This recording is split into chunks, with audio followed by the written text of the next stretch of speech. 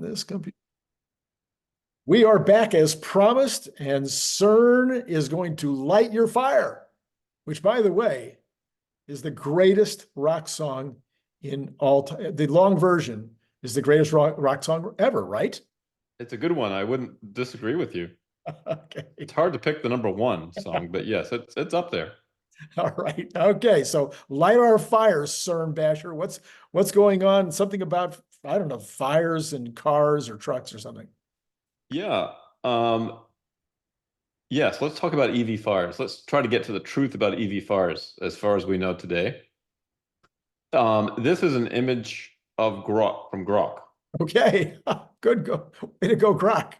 Yeah, and I asked for something like, a Tesla, it's like on fire with fireworks kind of coming out. Oh, yeah. And this is what it gave me. And actually, I thought it was a pretty cool image. It is a cool image.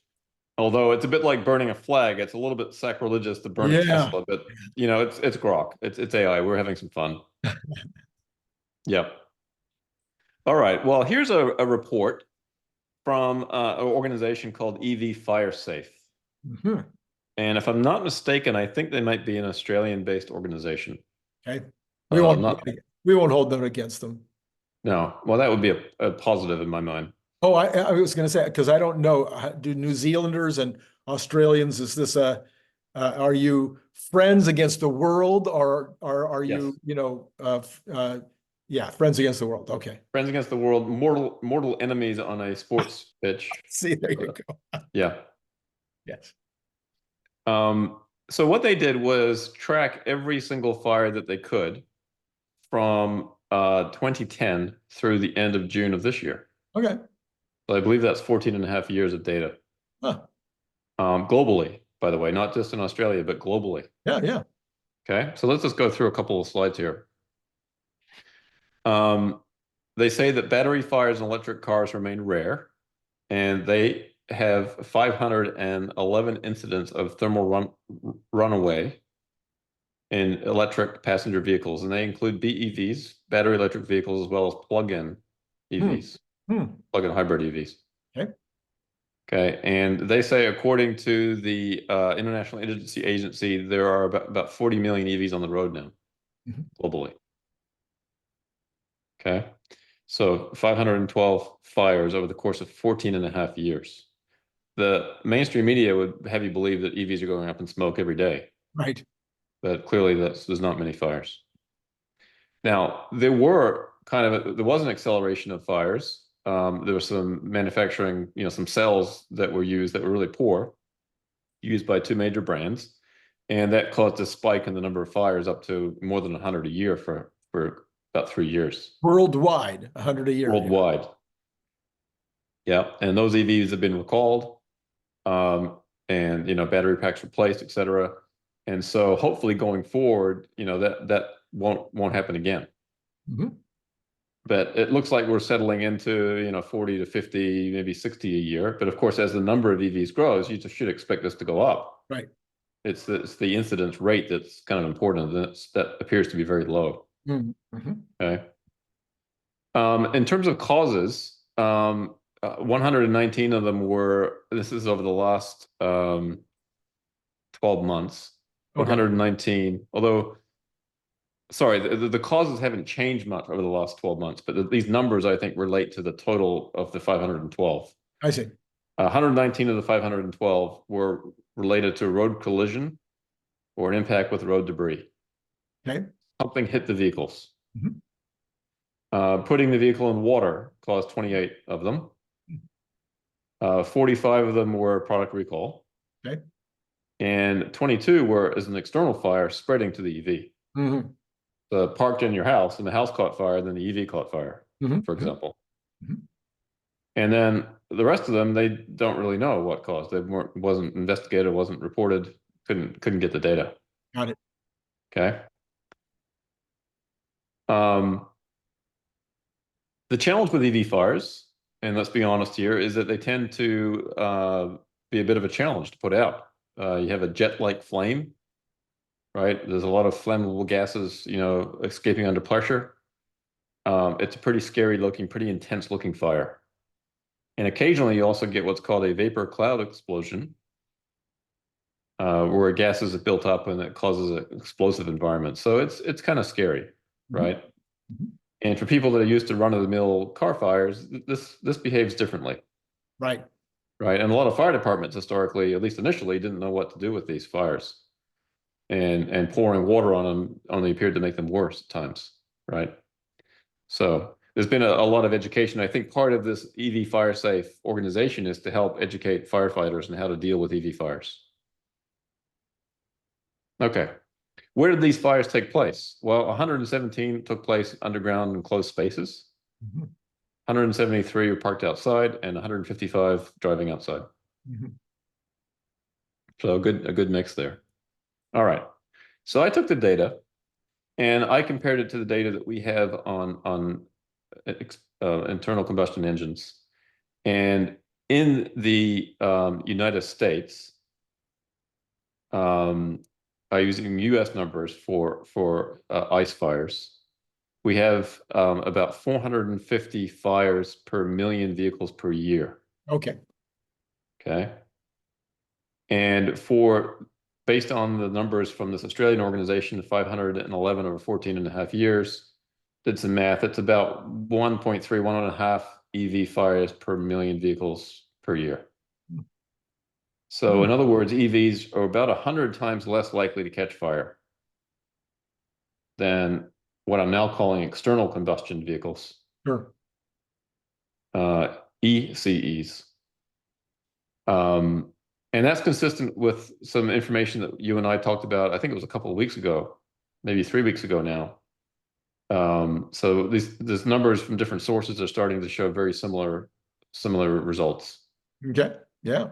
So the key number to remember, if you want to remember one number, is EVs are about 100 times less likely to catch fire than a gasoline vehicle. Right. 100 times less. Or And an I ICE think car, or an ICE car is 100 times more likely to. yes, that's right. However you want to phrase that. Yeah. That's how I'd like the headline to read. Thank you. Yeah. Yes, and it should, right? From a safety standpoint, you're a lot safer in an EV, particularly for this reason, from the fire standpoint, and also for other reasons as well. Lower center of gravity and all kinds of things. So I think we're slowly but surely getting to the bottom of EV fires, and we're slowly but surely getting some nice data. Yeah. Okay. Here is the Russian nesting doll equivalent of Cybertrucks. I only have one of those for now. I'm still waiting for the real size one to arrive. I guess if I put it close to the camera, it looks bigger. Yeah. I like that. Yeah.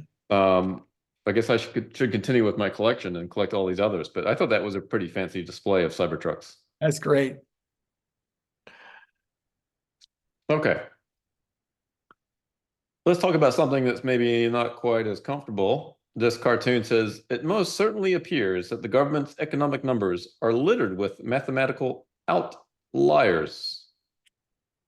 Did you bother to look up all the quotes about statisticians and liars and Yeah. So unfortunately, we have a fair share of those, I guess, in the government or who knows what. But when you see some of the revisions and some of the economic data, you wonder a little bit, although I think it's just hard to measure a lot of these things. Yeah. But, the market keys on these numbers every single week, and then suddenly we get revisions that wipe out, much of the progress. It's kind of bizarre.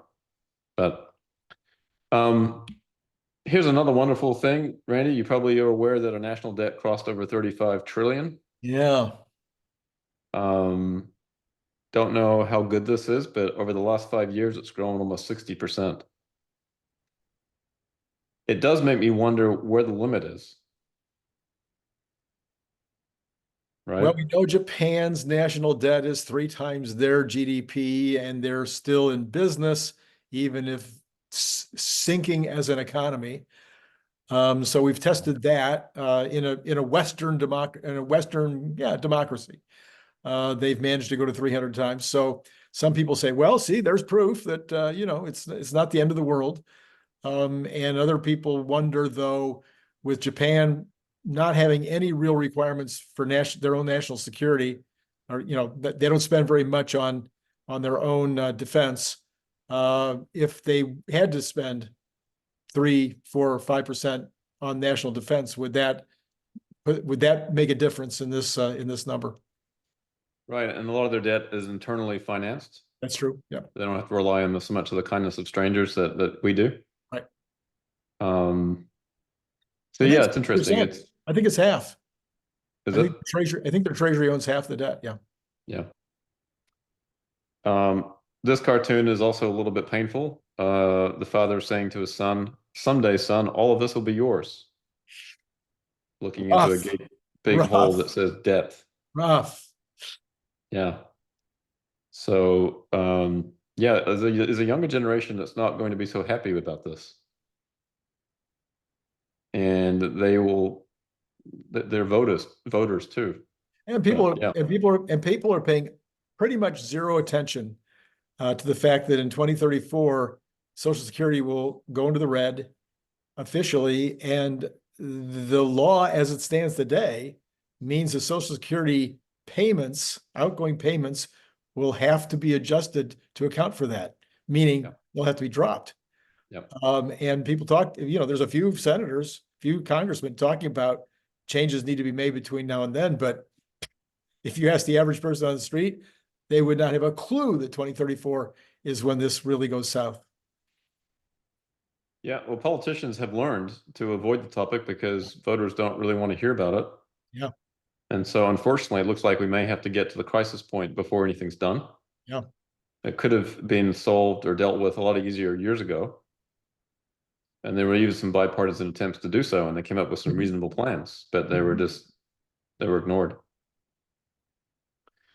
All right. Well, if you recall, a couple of weeks ago, we had a little Monday panic. Since then, from August 5 lows to August 19th, which is now a couple of days ago, and by the time people see this, it'll be another couple of days. But the stock market's up 10%. Tesla has bounced back about 22%. NVIDIA has bounced back about 43%. And even the Japanese stock market, the Nikkei 225, is up 20% as well. So we've had a pretty nice recovery from a little one-day scare. Yeah. And of course, if for those who listen to this channel all the time, you know that I think that scare was just an exacerbating point, that we needed that 10% fallback because things were too stretched. And I'm still believing that we probably need another fallback, and maybe this time to 20%.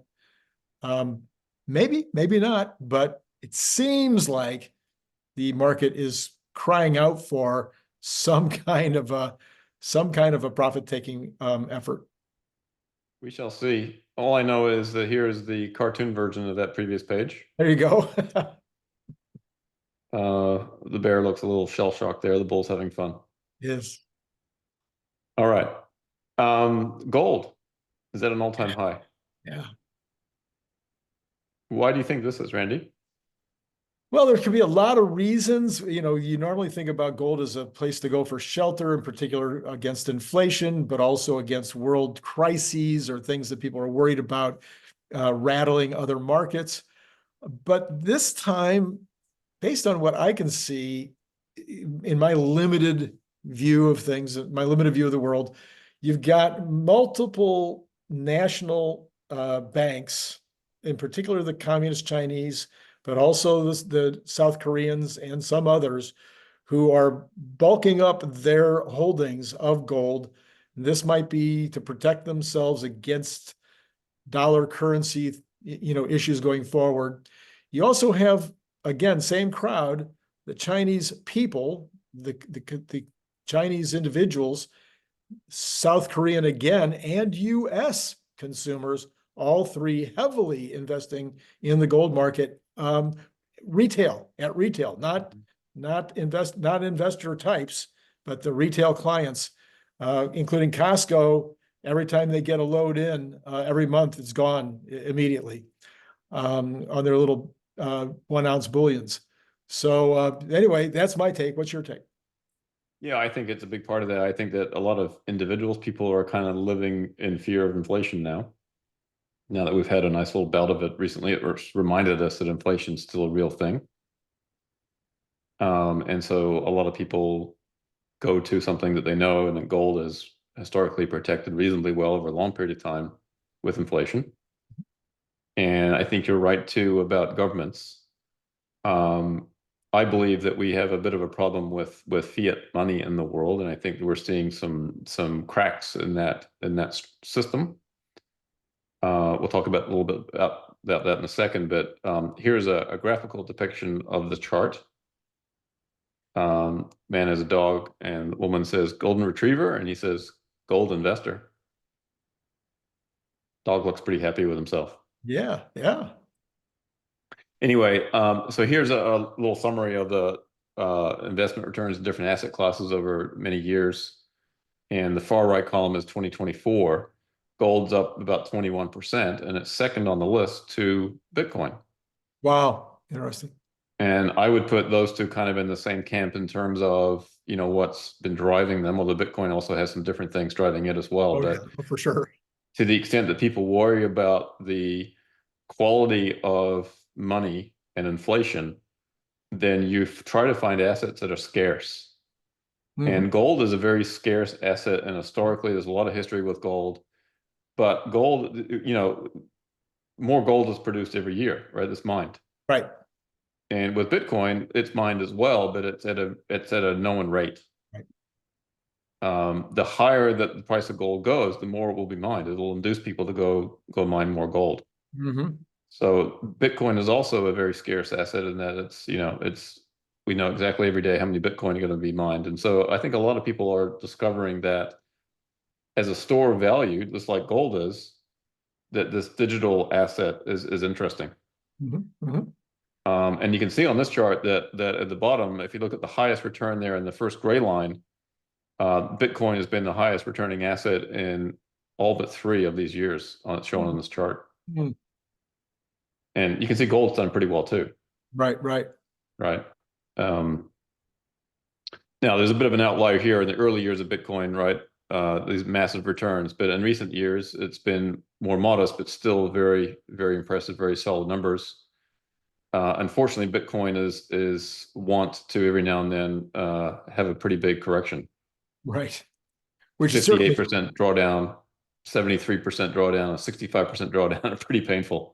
Yeah, and which obviously right now is a pretty significant drawdown from the top, from the high. It has, yeah, but still up 39% for the year. Yeah, interesting. That actually surprised me. I guess I don't follow it that closely. I mean, we talk about it every day on the show, but having come down roughly 20% from the high, but it's still up 39%. 39% for the year to date through even after being down 20. Wow. Yeah. Yeah, that's through the 16th of August. Right. Yep. So anyway, and interesting that this year we have 100% of the asset classes are positive. Wow. That doesn't happen all the time. The last time that happened was in 2019. 16 and 17, I guess, were also 100% positive in those years across the asset classes. Wow. So does I that? guess we were close last year, all but commodities. That's what I was going to look for. I was going to look for commodities. So commodities are up slightly overall. Interesting. It must be chocolate and orange juice that are keeping up. I think so. The 2 most important commodities. Yeah. All right. Well, to go from this chart that shows a bunch of green and a bunch of numbers, here's a beautiful green Cybertruck. Wow. It's hard to see the color here, but I thought this was a nice image. Yeah. Excellent. Good news. FSD for Cybertruck is coming in September. Yes. And it's not Elon saying it, so this time it must be true. Or the timeline must be more accurate, I guess I should say. Right, yes. There's a great Cybertruck account. It's the official Cybertruck account on X, and they're fun to follow. Some of the responses. Here's one: not the easiest vehicle to park. Right. Calling me complicated. Okay. It's worth a follow if you're looking for an account to follow. Follow the official Cybertruck account. Okay. All right. And it's just at Cybertruck. Okay. Here's a beautiful Cybertruck in front of a interesting house. The angle of the roof was clearly Cybertruck inspired. Yeah, for It's like sure. about the same. Yeah. And I wonder how long it'll be before we actually have a house that's designed to look like a Uh, Cybertruck. yeah. I'm sure that's coming. Here's a Cybertruck doing some real work, pulling an Airstream that's a pretty big Airstream. And this is, Airstreams, I don't know when they were first designed, but it's been with us quite a while. And this has been a design that has, stuck around and looks pretty good today. And it goes, I think, pretty nicely with the Cybertruck. Yeah, yeah.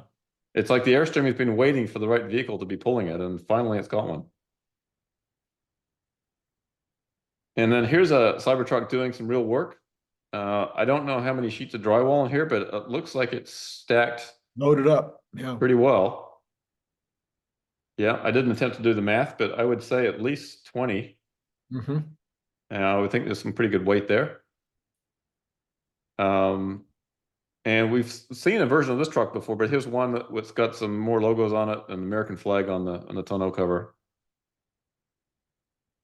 Yep, so that's pretty cool. Maybe it'll be a version of NASCAR where they actually race Cybertrucks.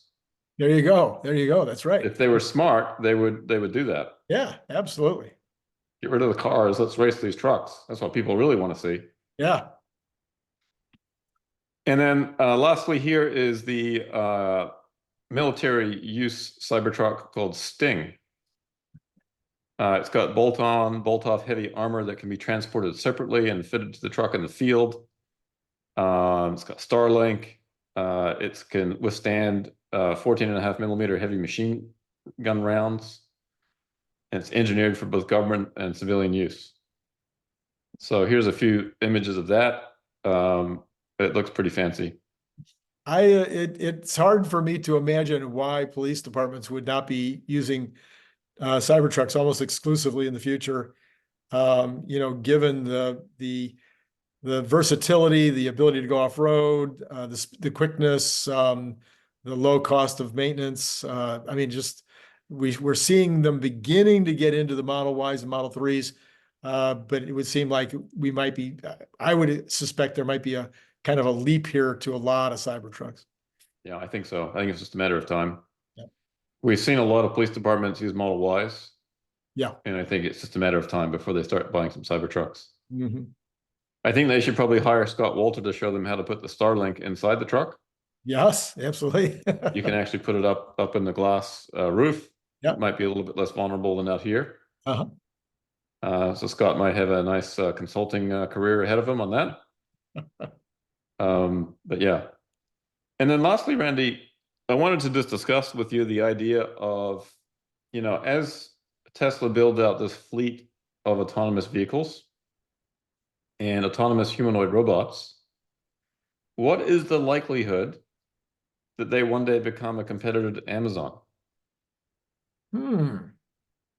To Amazon. Okay. I hadn't thought of that idea at all. Now, I'm not suggesting it's around the corner. This could be, a decade or more away. Yeah. So you're talking about, so Twitter X would have more of the platform or selling things than Tesla does. But what do you got in mind? You must have a theory. Tell us your theory. Well, the theory is that, yes, between all the various companies, particularly Twitter X as the purchase platform, right? We believe that the ability to transfer money and to do commerce on X is coming, right? And there's some licenses that they have to obtain. It takes a little while to put all that in place, but we believe that's coming. Mm-hmm. And so it might be fairly logical that, you'll be able to buy whatever you want from X at some point. Yeah. And so right there, that's a threat to Amazon, because if you're going there instead of Amazon, then that hurts Amazon. Mm-hmm. And then the question is on the fulfillment side, what's the best way to do that? I would even take it a step further that I think one day we'll be in a world where we have AI agents, whether it's our autonomous humanoid robots or just AI on a device, right, acting as our agent and buying things for us whenever we need them. Mm-hmm. And that is also a threat to the likes of Google and Amazon on the advertising front and Meta. Because there's no need to advertise to humans anymore if we're not doing the buying. If you tell your AI, hey, I'm looking for a pair of pants, this size, this color, please go find me a pair, it just does it. Yeah, years ago, and this is a total male-sided thing, okay? Because I'm not sure how useful it would be for females, but I think it would work on both sides. I was contemplating putting together a thing that would work and this is before Amazon, a thing that would be at barbershops, and you would have your standard t-shirt, your standard underwear, your standard socks, the regular shoes that you always buy, et cetera, right down the line, all the things that a guy buys, because he's just going to want the same thing next time. He doesn't want to change. He wants it identical. And so you'd go to your barbershop and one of the things the barber would do every month, you just go down the line. Okay, do you need any of these, and then the order would be placed and they'd show up. And at the same time, the barber would have a great list of wonderful things that you could potentially buy for your wife for various, and he would have a list of the holidays and birthdays and anniversaries, so you wouldn't miss any of them. What do you think? I think this was one of my best ideas ever, but I never implemented it. I would agree with you wholeheartedly, but I would substitute humanoid bot for barber. Yes, there you go. Right. You'll be having a conversation with your humanoid bot, and the bot will say, "Oh, by the way, it's your wife's birthday next week. Right. Exactly. Would you like me to get her favorite thing?" And you're like, "What's that?" And the bot knows. And the bot says, "Don't worry, Randy, I've taken care of it for you." Got it all done. Yeah. Right. And so we are, I think, going to live in a world of autonomous agents. Yes. AI agents that do things for us. And in that sense, who you're interfacing with is the key. Which AI you're using. Yeah. Right. Companies like Google and particularly Meta have built a trillion-dollar businesses on the back of our data. And so I think that I can see a trend where that changes, where there now needs to be payment for the data. Yep. But it also then makes sense for the back end of things to change as well, and it may potentially weaken Amazon's position if they cannot retain sort of the front end interface. Yeah, and they don't make any money in that business anyway. Yeah. True. True. Well, they do, but not as much as AWS. But yeah. Right. Yeah. I mean, it's not their big money maker, that's for sure. Yeah. So it seems to me the companies that supply the AI agents are the ones that'll be in the catbird seat. Yep. Right. And then the question is, do they want to vertically integrate all the way down? Or does Tesla at some point partner with an Amazon and say, okay, you handle the back end, we'll take care of the front end. You don't need to advertise anymore. Just handle all the back end for us. Exactly. Right. Basically they need to advertise to AI. But AI doesn't need any advertising because it can just search for everything that's out there. So yeah, it's interesting. I think that kind of world is coming. The question is when. And it'll completely remake or just eliminate advertising. Sure it could. Yeah, right. or completely change where that advertising takes place. Yeah, if it's even necessary, again, because the AI should be able to search the internet and do it for you every minute of the day and just know. Yeah. The final step in the democratization of commerce. Could be. Yeah. And I think too, a positive step in the sense of, if you're not paying for it, then, like a lot of these services like Facebook and Google, we're not paying for. But we're giving up all our data to them. Right. That's how they're creating value. That needs to change, right, from a privacy and security standpoint. And I think with AI, it can and it will. So it's an opportunity and a threat to those companies that have massive advertising businesses today. It's an opportunity for companies, I think, like Tesla and Apple that can make the consumer-facing devices or interfaces. Yeah. I have said that I think the humanoid robot is a new computing platform. Mhm. That for a lot of people, why carry a phone around when you can just talk to your bot and it can act Sure. as your phone if you need it to be a phone, Sure. or it can act as a computer if you want a computer. It can act as whatever. Now, is my bot going to follow me around all day when I'm walking through the city? Maybe not. In that case, I might have a small device with me, but it's all connected. I'd certainly like to not have to carry my phone around in my pocket, 18 hours a day. Yeah, maybe you'll have another bot that just kind of flies along with you. Yeah. Or I suppose ultimately it's Neuralink, it's in our heads. Yeah, But that's right. That's right. That's right. yeah. Interesting. So Yeah. I think we can see some of the changes that are coming. We just don't know when and what they'll look like, but it's very clear that this AI, either embodied or unembodied, is going to be extremely disruptive. Oh yeah. And I think an incredible opportunity for a company like Tesla, particularly on the humanoid bot side. Exactly. Exactly. Well, and there's where you also don't know where that third party might come in who's like taking advantage of all these platforms, because one of the things I'm sure you've seen it as well in the companies you've followed over the years is when you get a humanoid robot, well, if you have a product that's doing, in my case, my small business, we had the bicycle water bottles doing $4 million a year. Well, all of a sudden, my $100,000 a year, I was doing entire changers. That $100,000 a year, nobody in the company was a product champion anymore for that product line because of the difference in sales. And so, even though $100,000 a year is nothing to sneeze at for some companies, who maybe that's their third biggest selling item, or maybe even their biggest. So if you start multiplying that out, and Tesla all of a sudden is doing 25 trillion in humanoid robots, their semi-truck business becomes something that you can't get a product champion interested in.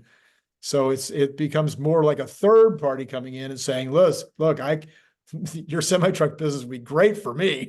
Let me get off your hands. Yeah, and that's another important piece of the puzzle, right? Is that distribution part, the semi-truck part, autonomous transportation can greatly reduce a lot of the costs of moving product around the country. Exactly. Even the robotaxi fleet can be last mile delivery vehicles if needed. Oh yeah, I can't even imagine